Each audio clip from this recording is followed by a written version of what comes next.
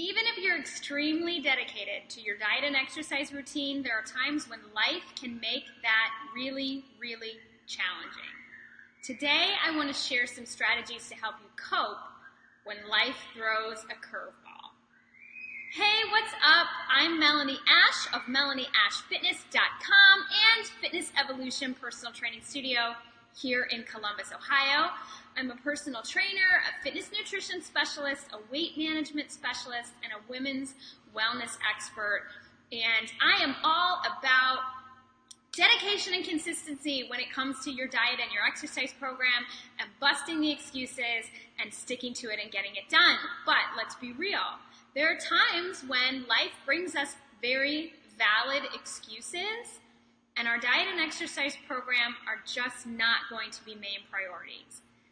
We can still manage to cope without falling completely off track or without losing all of our results, which sometimes when we have these stresses, we end up having even more stress because we're worried about what this means for our diet and exercise routine or our health and fitness goals. So today I want to share a personal experience, some struggles that I've been going through, and some strategies that I use and what I do when life throws curveballs and we can't be as committed as maybe we'd like to be to our diet and exercise routine. So first, let me share a little bit of my personal story and kind of what I've been dealing with here in the past month or so. So I opened my own personal training studio in April, and that was really awesome, and it was a big high, and things were really great. And about 2 to 3 weeks later, my grandmother passed away. And she was sick for about 2 weeks, and we knew that her passing was going to come pretty soon.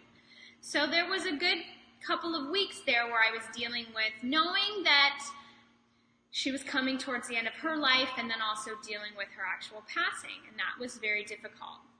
And then in the last week, I lost my dog. So about a week ago on the 4th of July, my 10-year-old dog passed away. And my dog had cancer, so he wasn't well either, and we knew that his passing was imminent.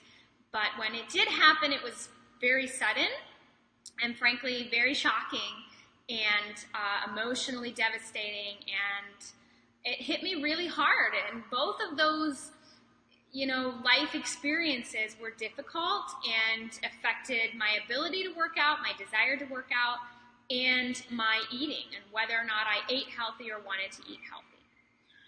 So what can we do when things like this happen?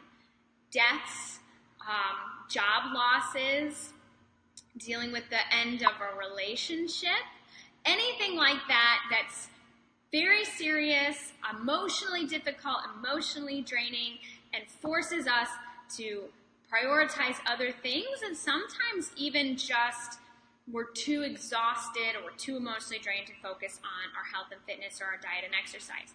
I want to share 5 strategies to cope with these curveballs and the way that I try to approach things when life is difficult and you're dealing with something emotionally draining.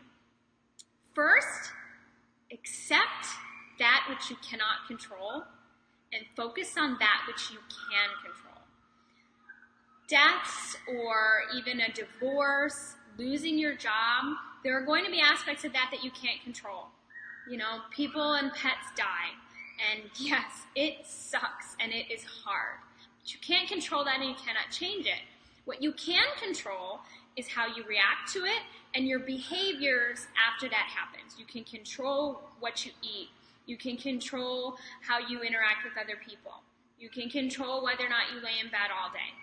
And I'm not saying you shouldn't, but I'm saying that you can control it. So rather than wasting time and energy being upset or being angry or wishing things were different, you cannot control it. Accept that. Let it go. Focus all of your energy on the things which you can control. Number 2 is to move. So inertia is powerful, and the less we move, the less we want to move. The more we move, the more we want to move. Now, I'll give you an example. My husband and I walked our dog every day. I walked him in the morning, and he walked him in the evening. And we had a tendency to take extra walks at night, in the summer, even on the weekends. And we got in this habit of walking a lot. first because the dog needed to be walked, but what we found is that we enjoyed it too. So when the dog passed away, we didn't have a reason to get up in the morning and to go for a walk. We didn't have a dog to walk in the morning. But we got up anyway and we went for that walk because it felt good to move, and it was better than just laying there, and it gave us a little bit more of energy. It also helped us remember our dog and connect with that feeling. To be honest, in the last week, I have not felt like working out. I'm not suggesting that it has to be a workout, but just moving your body, stretching, maybe going to a yoga class, going for a walk. If you're dealing with something difficult and your body needs a little bit of healing, movement is a really good thing to do. Just moving through life, moving through your day, getting back to some of your regular activities, especially once you've given yourself time to grieve, that too is also very powerful. Number 3 is to nourish your body. When we are dealing with something difficult emotionally, with eating, there tends to be one of two things that happens. We either lose our appetite and we're not hungry and we're just sad and we don't want to eat, or we seek comfort in food and we tend to eat things that are maybe very sugary and very sweet and are comfort foods and make us feel good. Neither one of these things is nourishing our body. It's not. Not eating, even though you don't feel like it, isn't good. Your body's dealing with grief and stress, and it needs a little bit of nourishment and nutrients. Likewise, eating comfort foods or sugars or things that ultimately aren't going to make you feel good, or maybe you'll regret that feeling, isn't nourishing either. There's a balance there. So you want to make sure that you're eating good, healthy things. If you don't feel really hungry, even a smoothie or some oatmeal. I did a lot of oatmeal last week because that felt good to me. I'll admit, my husband and I did split a pint of Ben & Jerry's, and in some ways, that was nourishing. I needed that, but we stopped there. So it doesn't have to be an all-out free-for-all, but you can find the balance between going crazy or starving and nourishing your body, drinking lots of water, taking your vitamins, all of those things that are going to help you physically feel a little bit better. Number 4 is to smile, laugh, and spend time with people you love. So there's nothing more healing than being with other people, than smiling. If you lose someone or you lose a pet, remembering them, sharing stories, thinking about good times, all of that is so healing and so powerful. And being around other people is very good for you too. I came back to work 2 days after my dog passed, and being with my clients made me feel good. And they're wonderful. And, just even listening to them laugh and talk made me feel good. Go out and be around people. Be with the people you love. It's going to uplift your spirit. Don't isolate yourself.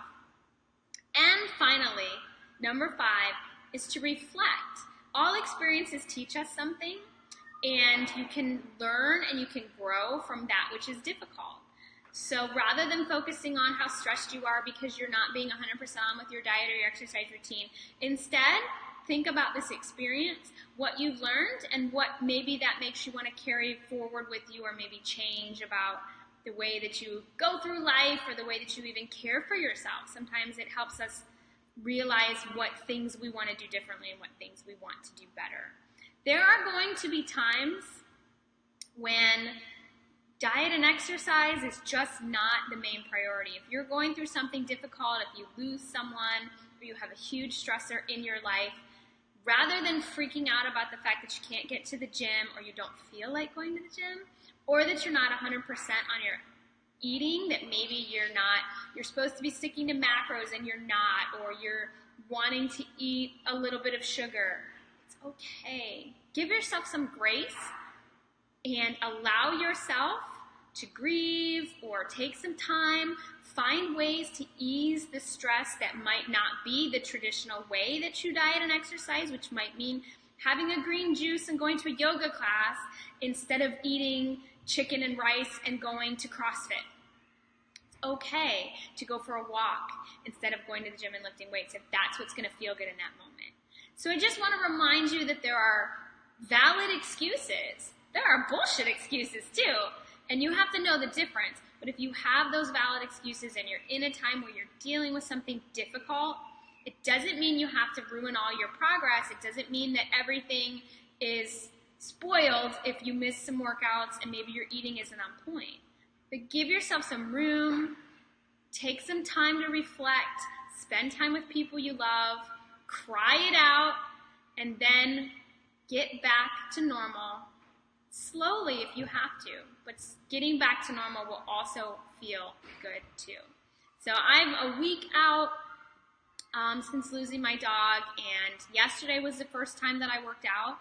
I've been doing fairly well, getting back to my normal eating, and I'm back to work, and so today's the first day that's kind of 100% normal, and now I'm at a point where I'm ready for that, and it feels good, and I know that this is what I need to do, and that I'm still sad. Of course I'm still sad, and it's hard losing someone, but I will feel better the more normal that I can be and the more that I can return to the things that make me feel good that I do on a daily basis, which are exercise and eat well. And that's why I do those things on a daily basis, because I'm better prepared to deal with things when life gets hard and I can't be 100% on. So I hope that was helpful, and I hope that that's something that you can turn to if you're struggling or if you have some difficulty, and just letting you know that it's okay sometimes. It's okay to cry it out and eat Ben & Jerry's if you're sad, but you do have to at some point pick up and move on, and at least try to do things that nourish your body and your soul. So I hope that was helpful. Wishing everyone a wonderful day. Happy Monday. Here's my advice of motivation to you, and that is that every day you can either make steps towards change, or you can stay where you are, and even small steps add up big over time. So pick one thing today. What is one thing that you can do today that will make you a better person tomorrow? And that doesn't even have to apply to health and fitness, but there's always just one thing you can do that can make you a better person tomorrow. And when we do better, we know better, we do better, we feel better. And so that's my hope and wish for you today, is that you will do something good for you and feel better tomorrow. Have a wonderful week, have a wonderful day, and I will talk to you all soon.